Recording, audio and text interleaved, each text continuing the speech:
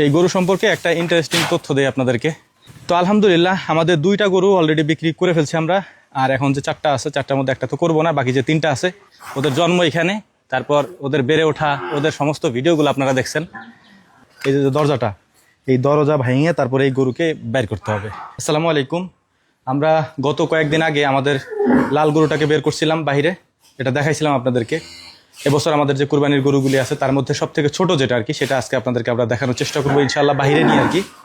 তো তার আগে হচ্ছে আমরা লাইভ ওয়েটটা একটু মাপার চেষ্টা করব। আমরা যেহেতু আমাদের এখানে স্কেল নাই, তাই আমরা হচ্ছে যে এই ফিতা দিয়ে মেপে তারপর আনুমানিক একটা আইডিয়া বের করব যে এখানে এই গরুটার ওজন কতটুকু আছে। তো সেটা করার জন্য আপনারা জানেন যে ফিতা পদ্ধতিতে কীভাবে মাপা হয়।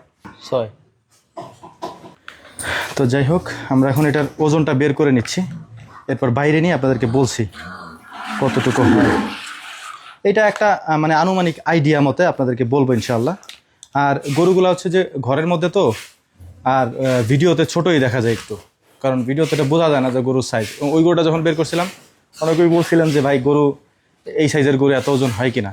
তো এটা তো এইখানে আবদ্ধ জায়গায়, এবং আপনারা যখন মোবাইলে বা টেলিভিশনে দেখেন তখন এটাকে দেখতে একটু ছোট মনে হয় আর কি। হ্যাঁ, তো যাই হোক, এটা আমরা বের করে নিয়ে যাচ্ছি বাইরে। আস্তে আস্তে আস্তে আস্তে আস্তে আস্তে আস্তে। এই গরু সম্পর্কে একটা ইন্টারেস্টিং তথ্য দেই আপনাদেরকে। এই যে স্বাভাবিকভাবে আমরা গরু ছাড়ি না, তো এই গরুটা হচ্ছে আমাদের এইখানকার মানে এবছর কোরবানির সব থেকে ছোট গরু। হ্যাঁ, তো লাইভ ওয়েটের কথা অনেকে জানতে চাইতে পারেন, আমরা যেহেতু মাপছি সর্বপ্রথমেই।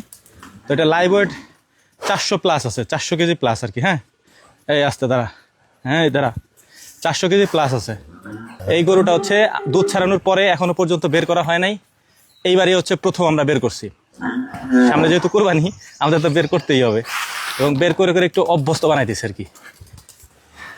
এই দাঁড়া, আস্তে আস্তে আস্তে আস্তে, দেখেন ওর অবস্থা। হ্যাঁ, মানে ও পারলে সব উড়াই ফেলে একবারে ভেঙে চুরে। এটাই হচ্ছে সব থেকে ছোট আমাদের এখানে যে কটা গরু আছে, মানে কুরবানির জন্য আমরা যে এবছর যেগুলো রেডি করছি আর কি, তার মধ্যে এইটাই হচ্ছে সব থেকে ছোট। এর থেকে ছোট আর নাই। এই সব থেকে ছোট যেটা, সেটা 400 প্লাস আছে, 400 কেজি প্লাস। এখন এটাকে ভাগ করতে পারেন আপনি 40 দিয়ে, কয় মন হয়। আর এটা ওই যে প্রথমে যেটা বললাম সেটা হচ্ছে যে আমরা এই গরু যখন দুধ ছাড়াইছি আর কি, আমাদেরই বাছুর, আমরা তো কিনা পালি না এখনো পর্যন্ত। আলহামদুলিল্লাহ আমরা কিনা পালি নেই কোনো বাছুর, আমাদের পালেরই সব। দাঁড়া, হ্যাঁ, আমাদের এখান থেকে যা বড় হয়েছে, ওদের জন্ম এখানে, তারপর ওদের বেড়ে ওঠা, ওদের সমস্ত ভিডিওগুলো আপনারা দেখছেন। আমি যদি ওর থেকে একটু নজর সরাই, ও আমারে উড়াই দিবে একবারে। দাঁড়া। বাকি ঘরের ভিতরে যেগুলো আছে সেগুলো ও গুতাগুতি শুরু করে দিছে। একটা বের করলে বাকিগুলো এরকম করে। আর বিশেষ করে আরেকটা জিনিস আপনাদেরকে বলি, আমরা যেহেতু গরুর গলায় নুক্তা দিই না, এই কারণে হচ্ছে যে মানে নুক্তা দেই 2-1টার আর কি, সবগুলার না। নুক্তা না দেওয়ার পিছনে কারণ আছে। ছোটোবেলা থেকে আমাদের এখানে বড় হতো ওরা, এই জন্য ছোটোবেলা আমরা ছেড়ে ছেড়ে পালছি। যখন আস্তে আস্তে একটু বড় হয়েছে তখন হচ্ছে যে আমরা ওদেরকে ঘরে আটকাইছি আর কি। দাঁড়া, ও সুযোগ পেলে এটা মেরে দিবে, এটা নিশ্চিত। দাঁড়া, যা। আলহামদুলিল্লাহ আমাদের মানে কোরবানি শুরু হওয়ার আগেই, মানে কোরবানির হাট শুরু হওয়ার আগেই আমরা 2টা গরু অলরেডি বিক্রি করে ফেলাইছি। আমাদের এখানে 6টা ছিল টোটাল 2টা বিক্রি করা হয়েছে, আর 4টা আছে। এই 4টার মধ্যে হচ্ছে যে একটা আমরা বিক্রি করব না। সাদা যে বড় বাছুরটা আছে, বা সাদা যে বড় ষাঁড়টা আছে, ওই ষাঁড়টা আমরা বিক্রি করবো না, ওটা আমরা রেখে দিব। তো যাই হোক, আর বেশিক্ষণ রাখবো না ওরে। বিদ্যুৎ নাই, আমরা সোলার দিয়ে ফ্যান চালাইতেছি, ভিতরে নিয়ে যাই। হায়। এইটার মধ্যে হচ্ছে আমাদের বড় বকনাগুলো থাকে।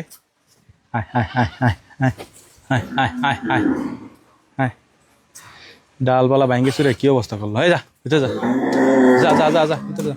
আস্তে আস্তে আস্তে আস্তে গরুগুলোকে বাইর করাটা অনেক কষ্ট করে একটা ব্যাপার। আলহামদুলিল্লাহ এই হচ্ছে অবস্থা। প্রচণ্ড গরম, বিদ্যুৎ নাই, বিদ্যুৎ না থাকাতে আরও সমস্যা হয় বেশি আর কি।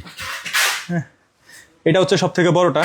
2-1 দিনের মধ্যে এটাও বের করবো ইনশাল্লাহ, বের করে দেখাবো সবগুলারই। আর ওই সাদাটাও বের করবো। কিন্তু সমস্যা হচ্ছে যে আমরা কন্ট্রোল করতে পারি না ভাই, বুঝছেন। অনেকে বলেন সব দেখতে চান একসাথে। আগে তো বের করতে পারতাম, বাট এখনকার গরুগুলো সাইজে আর একটু বড় আর কি আগের থেকে। এটা হচ্ছে সাদাটা, এটাও বের করবো আমরা। এই গরুটার কথাই বলছি যে এটা আমরা বিক্রি করবো না, আরও 1 বছর পালবো ইনশাল্লাহ, কারণ এটার বয়স তেমন একটা হয় নাই, কিন্তু বড় হয়ে গেছে অনেক। তবে আমাদের আইডিয়া আর কি, হ্যাঁ, ধরেন যদি ওই গরুটা প্রাপ্তবয়স্ক হয় পরিপূর্ণ আর কি, বা আরও 2-1 বছর আমরা পালতে পারি, তাহলে এই যে দরজাটা আছে না, এই যে দরজাটা, এই দরজা ভেঙে তারপরে এই গরুকে বের করতে হবে। এটা আমাদের আইডিয়া আর কি। তো আলহামদুলিল্লাহ আমাদের 2টা গরু অলরেডি বিক্রি করে ফেলছি আমরা।